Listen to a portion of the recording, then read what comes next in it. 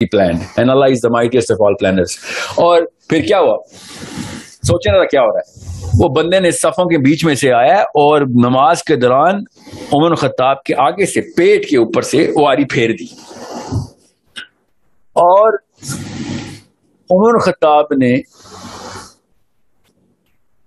سورت پوری کرتے وقت, سورت پوری کرنے کی, یہاں تک کہ اپنی آنتیں, صحابہ کہتے ہیں کہ عمر خطاب اپنی آنتیں زمین سے اٹھا کے پیٹ میں بھر رہے تھے اور ساتھ ساتھ سورت جاری تھی. اتنے میں عبد الرحمن بن عوف نے عمر خطاب کو پکڑا اور 4 بندوں نے آ کے اس بندے کو پکڑا, ٹھیک ہے, اور ایک دم پیچھے مقتدی نے آ کے امامت پکڑی, اور مسجد نبوی کو تب پتا چلا کہ امیر المومنین, یہ تب کی مومنٹم بلڈ ہوا ہے جو آپ کو, ابھی میں آپ سے حضرت علی کی بات کر رہا ہوں, میں آپ سے کانشیسنیس کی بات کر رہا ہوں. اب بھی کوئی بندہ سامنے جو بندہ بیٹھا ہے اٹھ کے مجھے گولی مار دے, آپ سمجھ رہے ہیں میرے ذہن, یا میں یہ اس کبر میں آؤں کہ میں کہوں میں فزتو برب کعبہ بولوں گا, تو نہیں, میں تو نہیں بولوں گا فزتو, میں شوق میں چلا جاؤں گا.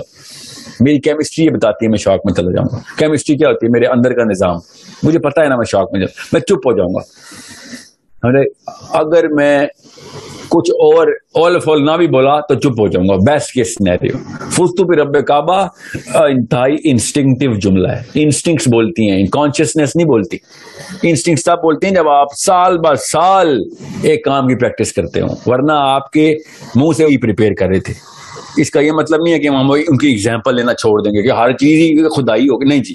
اللہ تعالیٰ نے نبی علیہ السلام کو بشریت کے تمام تقاضوں کے تمام اوج عطا کی ہے تاکہ ہمیں پتہ چل سکے کہ یہ ہو جاتا ہے. آپ نہیں کرنا نہ کریں, مگر ہوتا ہے.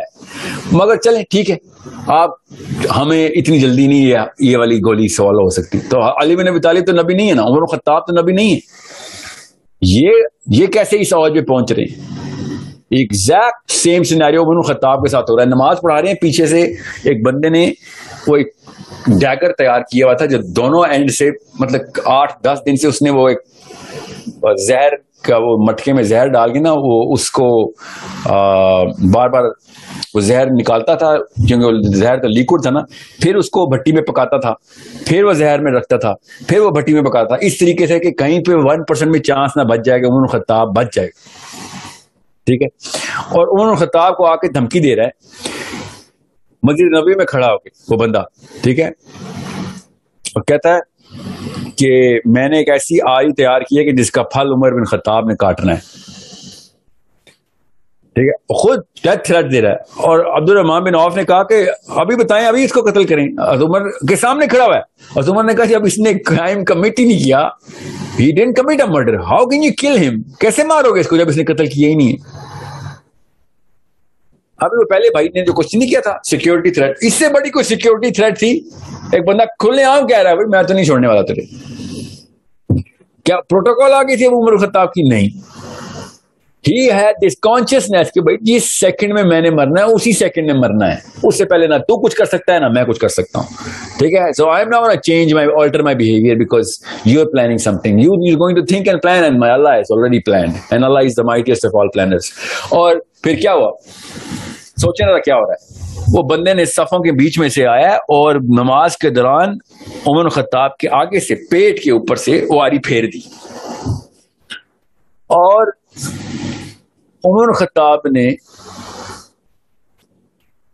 سورت پوری کرتے وقت, سورت پوری کرنے کی, یہاں تک کہ اپنی آنتیں, صحابہ کہتے ہیں کہ عمر خطاب اپنی آنتیں زمین سے اٹھا کے پیٹ میں بھر رہے تھے اور ساتھ ساتھ سورت جاری تھی. اتنے میں عبد الرحمن بن عوف نے عمر خطاب کو پکڑا, اور 4 بندوں نے آ کے اس بندے کو پکڑا, ٹھیک ہے, اور ایک دم پیچھے مقتدی نے آ کے امامت پکڑی, اور مسجد نبوی کو تب پتا چلا کہ امیر المومنین کے اوپر کوئی اسیسینیشن اٹمپٹ, کیونکہ قرات بدل گئی.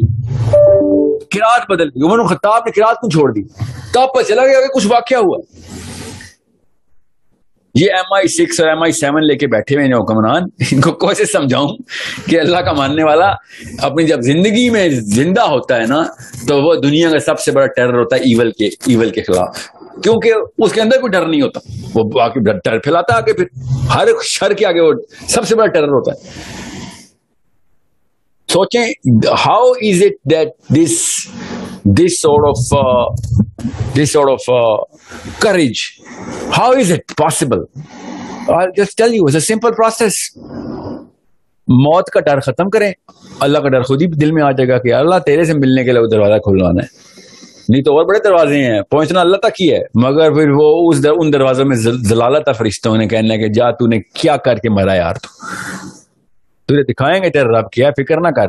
مگر یہ راستے تو نے چنے, ان دروازوں سے تو نے ایگزٹ لینا تھا, تجھے نظر نہیں آتا اتنا بڑا دروازہ. بار بار تجھے ہر مولوی, ہر غیر مولوی, ہر حجابن, ہر ننگے سر کی عورت, ہر داڑھی والا, ہر کلین شیون, تجھے ایٹ لیسٹ ایک بات پہ متفق تھا کہ موت تجھے آنی ہے, اور اعلیٰ ترین موت کے مطلب مطالب کیا ہے. آپ یہاں پہ تو بھٹو بھی شہید ہے, ضیاء بھی شہید ہے, اور شہید کے علاوہ تو ہر ایک کو ویسے ہی رٹوا دیے ان لوگوں نے. ہمیں تو پتا ہے نا کہ اللہ تعالیٰ نے جو دروازہ رکھا ہوا ہے وہ کن کاموں کے اوپر مرنے کے اوپر شہادت ہے. We are not going to, be telling each other false tales. So courage تبھی آئے گی جب وہن ختم ہوگا. وہن ختم ہوگا اس کے بعد دیکھیں بائی پروڈکٹ ہوتا ہے, خدا کی قسم بائی پروڈکٹ ہوتا ہے. لوگ ویسے ہی آپ کے پیچھے پل پڑتے ہیں, آپ کے اندھا دھند فالو کرنا شروع کر دیتے ہیں, بیکاز یہ انسٹنکٹیو بہیویئر ہے. یہ بھی ہماری بیسک پرائمل سائیکالوجی ہے کہ ہم اپنے سیکورٹی گارڈ کے پیچھے آ جاتے ہیں. یہ ہماری انسٹنکٹ ہے کہ جو طاقت ہے اس کے پیچھے کھڑے ہوتے ہیں کہ یہ ہمیں بچا لے گا. اور وہ کون ہوتا ہے؟ وہ بہادر بندہ ہوتا ہے. اتنا بڑا ایسٹ ہے کریج, مگر نہیں دینی. ہمیں چور و چکے قبول ہے اپنے بیٹوں میں بیٹیوں میں, کیا جی اپنی سروائیول کر لیتے ہیں, مگر بہادر بچے نہیں قبول. حالانکہ ہم جب ہمیں ضرورت پڑتی ہے تو اپنے بچوں کو بھی بہادر بندے کے پیچھے کھڑا کرتے ہیں. جتنا مرضی بڑا بزنس مین ہو, میرے بچوں کو اسکول چھوڑ کے آ رہا ہے, نہیں بھائی کیا پتا کس طرح کا چور ہے تو, جری اور بہادر آدمی, ہاں جی چلا میرے بچوں کو, میں گھر پہ نہیں ہوں تو محافظ ہے. یہ بیسک انسٹنکٹ ہے ہماری. سگا بھائی بھی اگر بزدل ہوگا, میں نہیں کہوں گا یار میرے دیکھیں گھر پہ کیا مسئلہ ہوا ہے.